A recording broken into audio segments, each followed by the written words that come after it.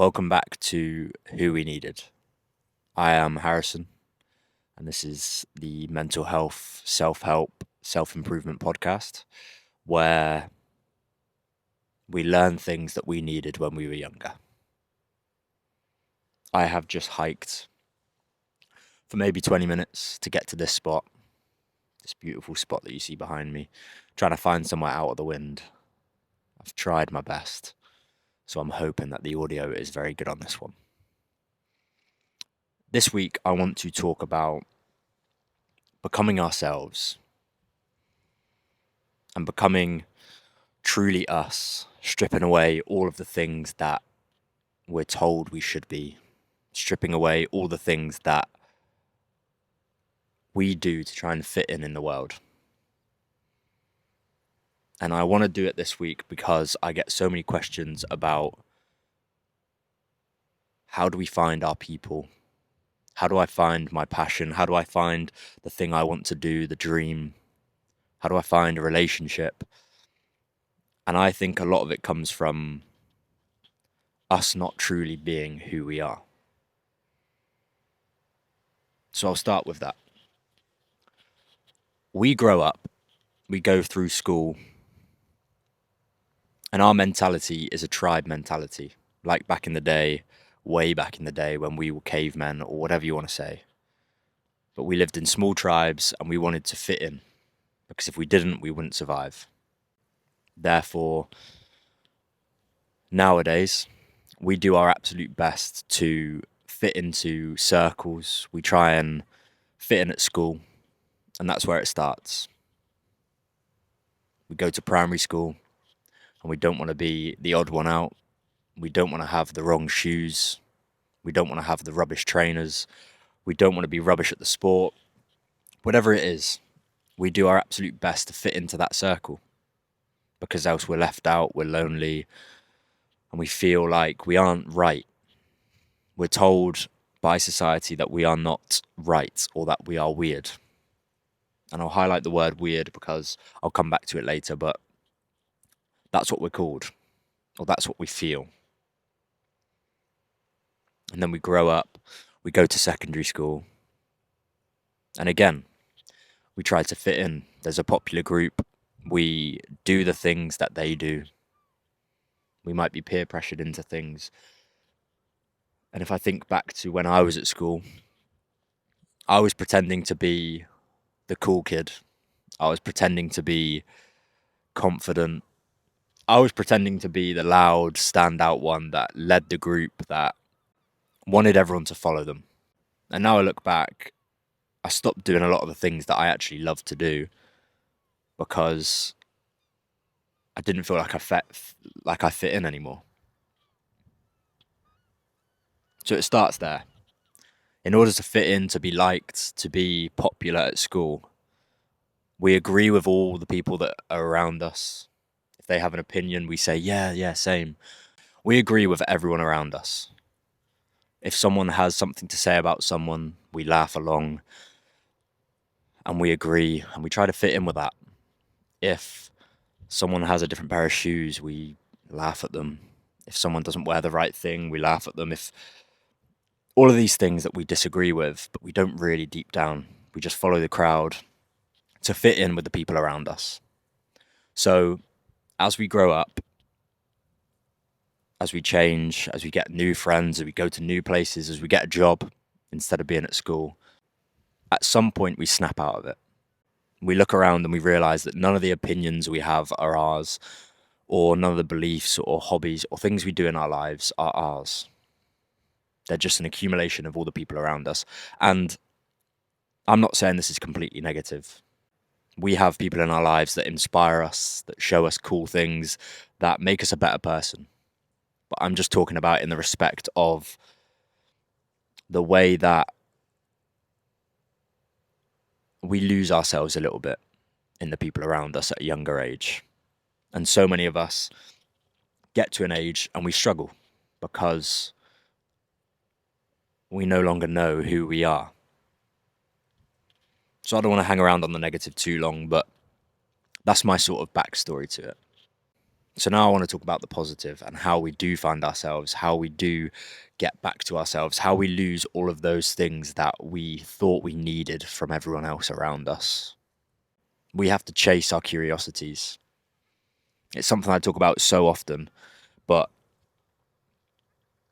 I once saw just a quote that just said, blank page, just said in the middle, chase your curiosities. And that means going after the things that we think about, the things that we see and we want to try, the things that may tickle our fancy, the things that we say to ourselves, oh, I wish I could do that. Or I wish I could try that. Or I wish I could have the confidence to do that. That is exactly the thing that we need to do. And I'll speak about an example of it in myself recently that I can remember is I was in London at South Bank and I saw all the skaters there and I thought it was so cool.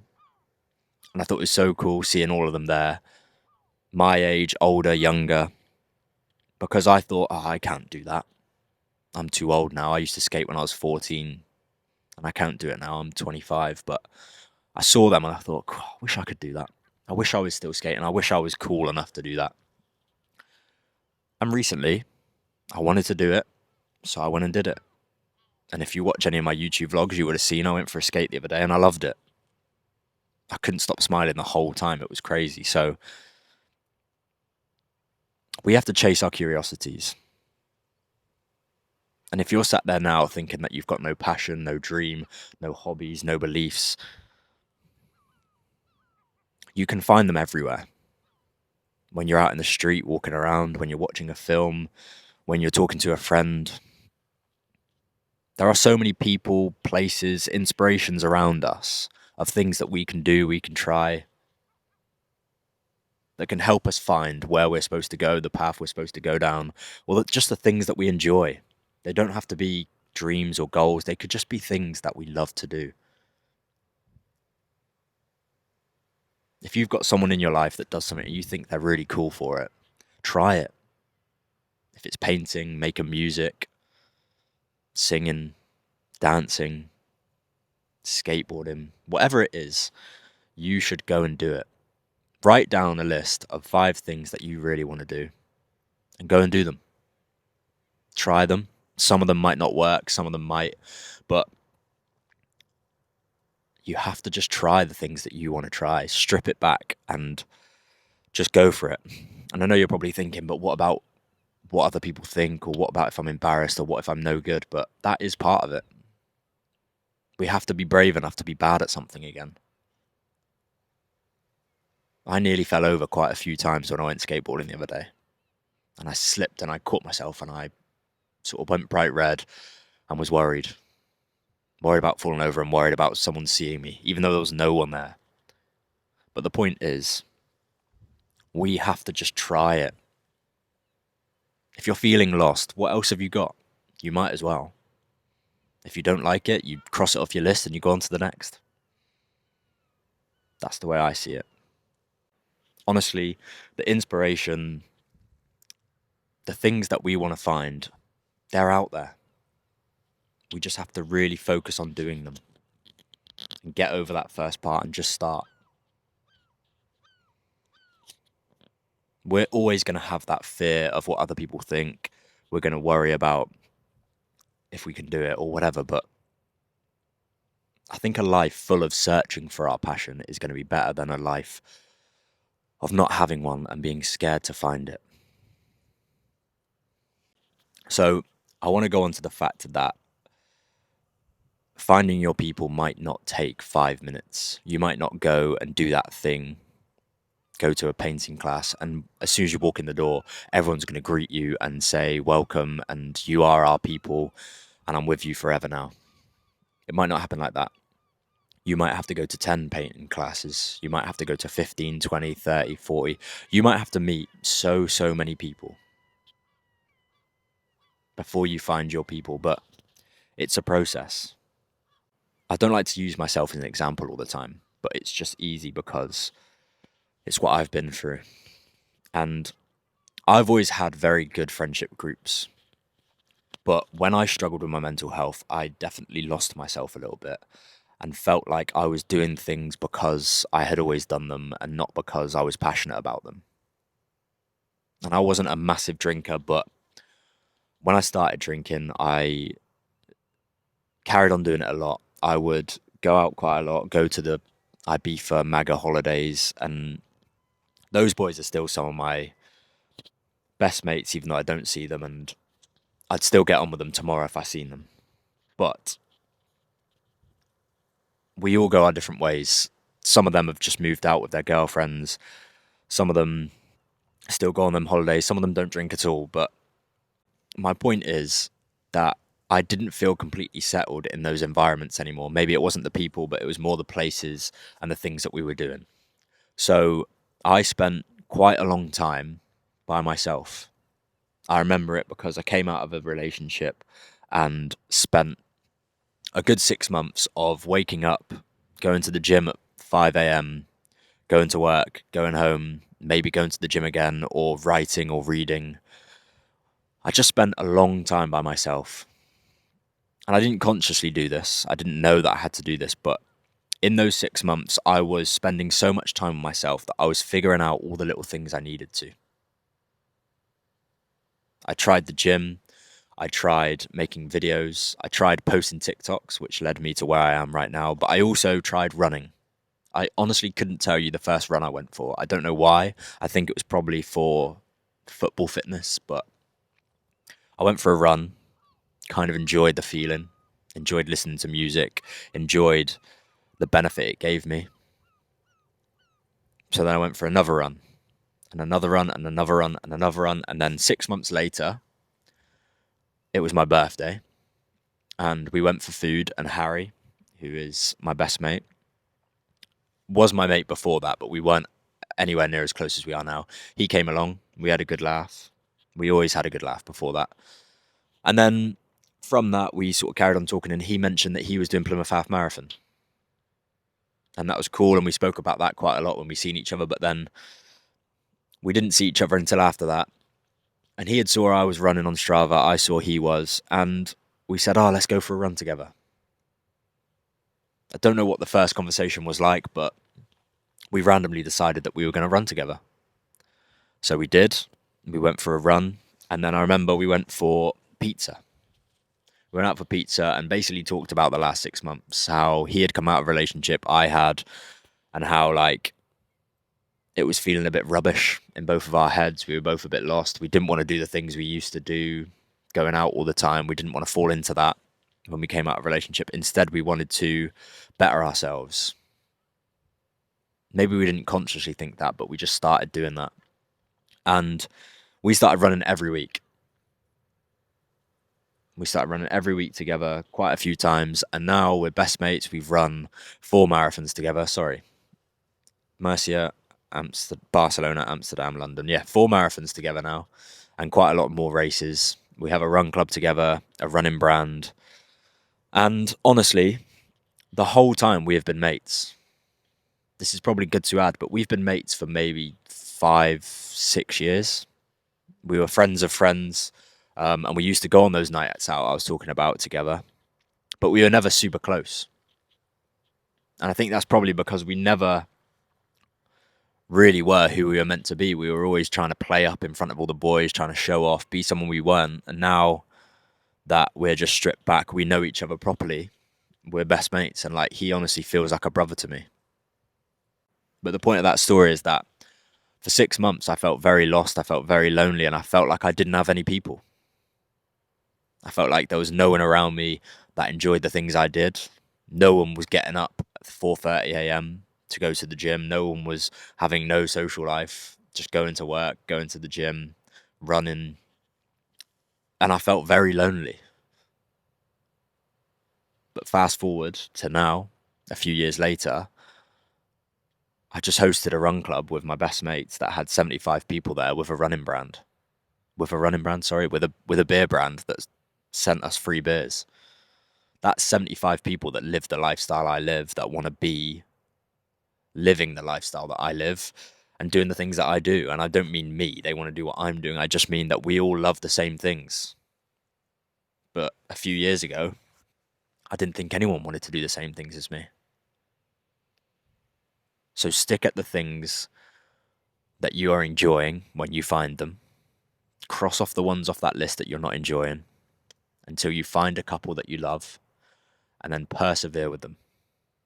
Because this is so important. There are 8 billion people in this world, and I can guarantee you that somewhere out there are your people. I can absolutely guarantee it. To think that there's 8 billion people and you wouldn't have people out there is just, it's not right. There are people out there that are exactly like you, that love the things you like. But I always say this on TikTok, for your people to find you, you have to be you. How can something looking for you, someone, an opportunity, a place, a passion, how can it find you if you're pretending to be someone else? If you agree with everyone else's opinion, if you go to the places everyone wants you to go to, if you do all the things that people want you to do, you lose out on yourself. And that reminds me of a quote, actually, that I saw the other day that says, "Don't be afraid of losing other people. Be afraid of losing yourself."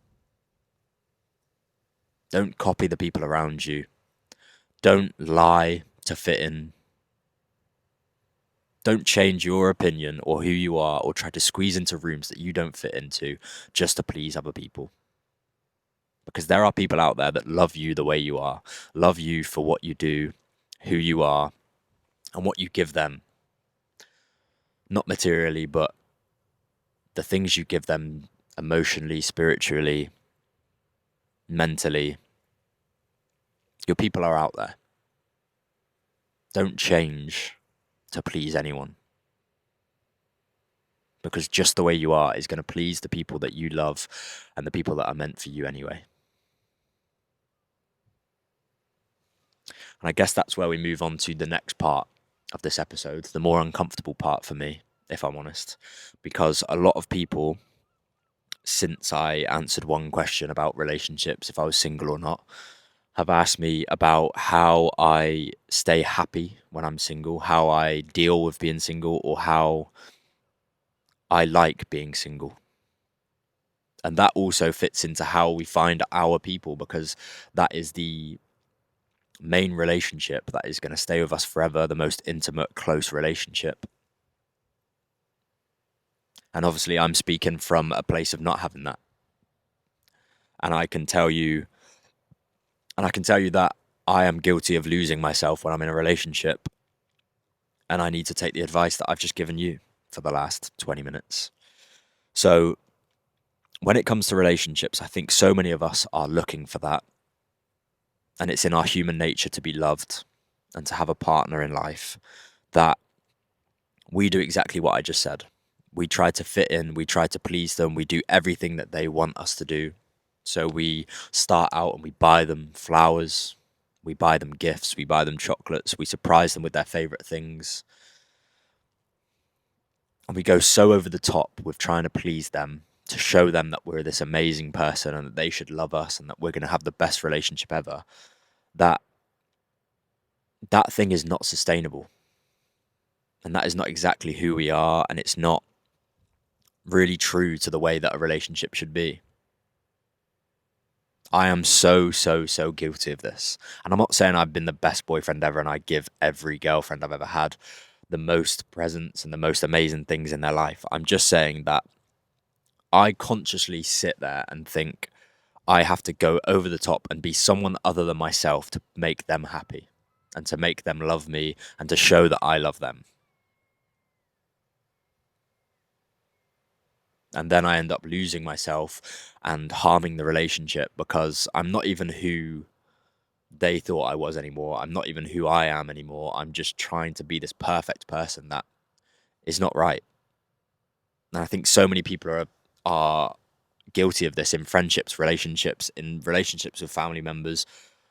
We are trying to be this polished, perfect version of us because we love someone, that we lose the actual us that they love. Like if I think about the family members I love or my best mates or even whatever other people in my life that I have loved, it's because I love who they are. That's why we get into relationships or friendships, or that's why we are so close to family members, is because we love them for who they are, not for what they do for us or for how amazing or perfect they are. We love all the little imperfections in them.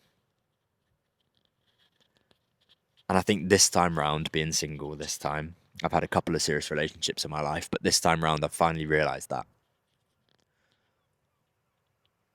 instead of spending, 3 years of my life becoming who I am, to then just wish it away and try to be this perfect version of me that doesn't exist when I get into a relationship, it's not good.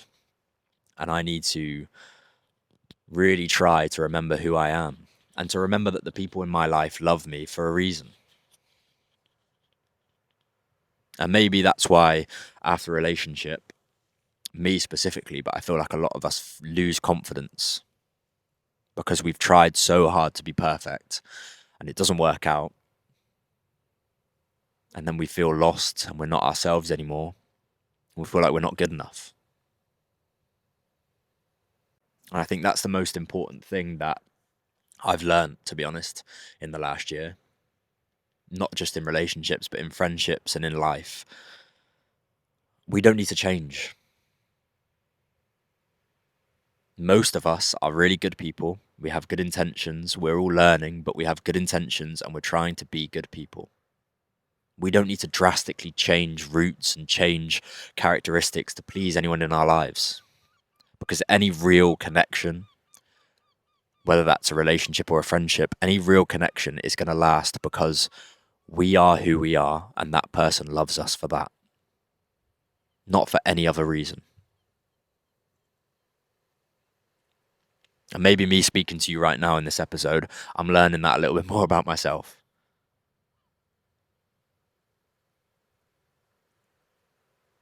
I honestly think the key to happiness in our lives is being the most raw, honest, and stripped back version of ourselves.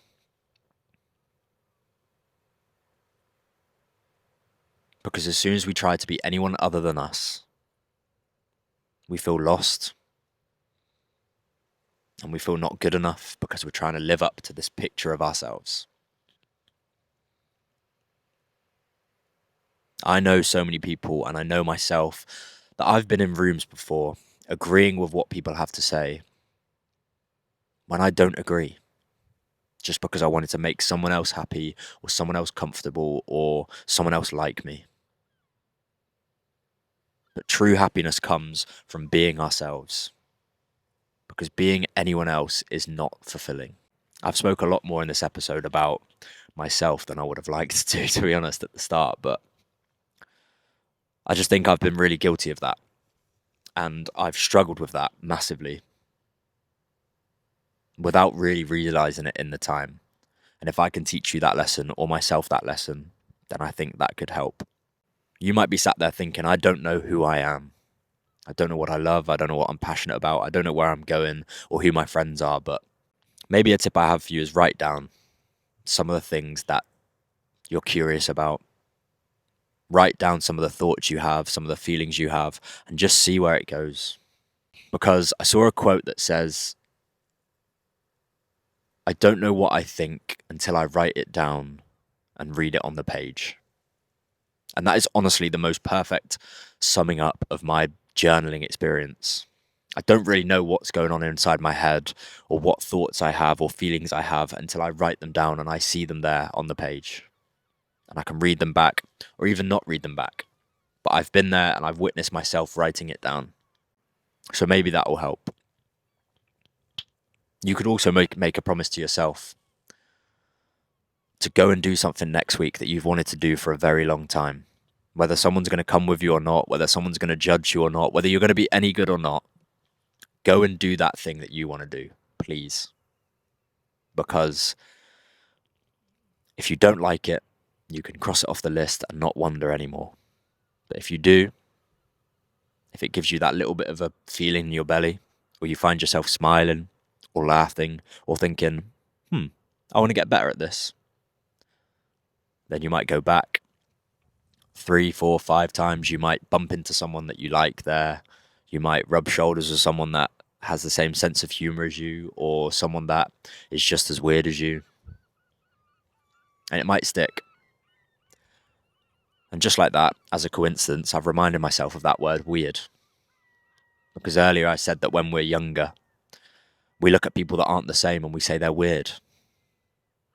It's funny because when I now think about my friendship group, I think we're all pretty weird. And all the people that stick out to me are probably the people that when we were younger, I would have said, or we would have said, is weird, is different, is quirky, is not the same as everyone else. Those are now the people that I look up to, that I am inspired by, that I think are cool. And it's allowed me to not be so uptight and not so worried about what I'm doing. I've got a mustache now, if you're watching this. And I thought, would I look weird like that? But I wanted to get a mustache. I wanted to shave my beard into a mustache. Look a little bit cowboy. Look a little bit weird. Look a bit different. See what it's like.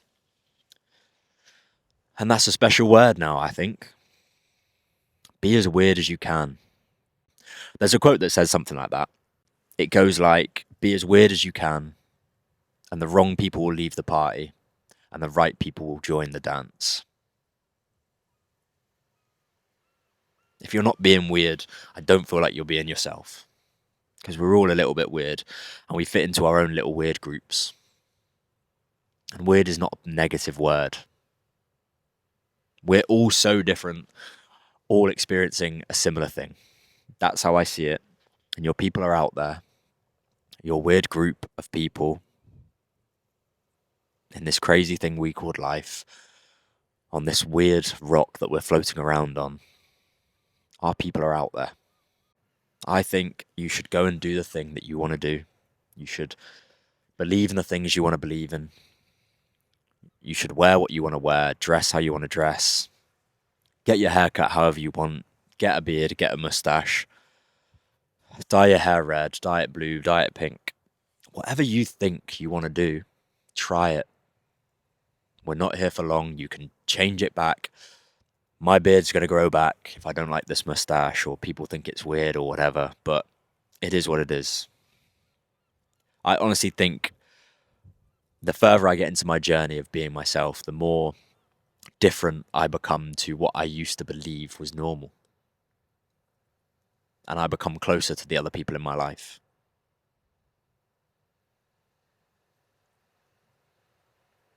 If you've made it this far into the episode, this is not the longest one ever. But I just want to say that honestly, your people are out there. That's what this is all about. Whether it's friendships or relationships, your person is out there waiting for you. They're looking for you, but you have to be you. Stop pretending to be anyone else other than who you are, because that's no good. I haven't found my person yet when it comes to love, but I'm not in a rush. I'm still finding out who I am. I'm still finding out where I belong and where I stand, and I still have things I want to do in my life. Don't be in a rush to find love. Be the love that you want to give someone else.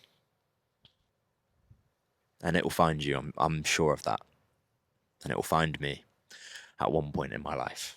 But I'm very glad you listened or watched this. Not the longest episode, I do apologise for that, but I'm sat a little bit uncomfortably on a little camping chair on the edge of a cliff. So, yeah, but it's good views. I'm very glad I got up and did this because I was going to wait till tomorrow, but I'm glad I got it done. If you've never heard of me before, if you've listened this far and you don't know who I am, I'm Harrison. I have been posting social media, sort of mental health content for a while now, maybe a year or two. And I'm really enjoying it. And I hope that one day I'll be sat in a nice, cozy studio shooting this podcast and I can green screen this on my back. But when I say that, I don't know if I believe in it. I like doing this. You're currently sat on a tripod in a bush. And I am sat on this little camping chair with a cliff not so far behind me. And it's quite cool doing this. But I appreciate you a lot. I really do. I can't believe that anyone would want to listen to me. The shy little unconfident person that I used to be. But I really, really, really appreciate it. And I hope you're doing okay. I hope you're doing well. And I hope you keep believing in everything you do because I know I post some heavy stuff. And I know that people that are going through stuff listen to my content. So I'm here for you. I'm trying to be more conscious of going through my DM requests. So please do message me if you need to. That's a promise I'm keeping to myself and to you to try and do that a little bit more. And yeah, good times are coming for us all. This has been Who We Needed, episode 3. Thanks for watching. Love ya.